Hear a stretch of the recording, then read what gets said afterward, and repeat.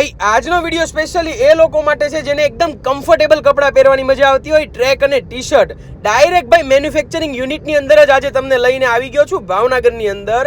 અને આ લોકોને ભાઈ એમની પ્રોડક્ટ ઉપર પૂરેપૂરો ભરોસો છે, એટલે ભાઈ ગેરંટી સાથે આપે છે.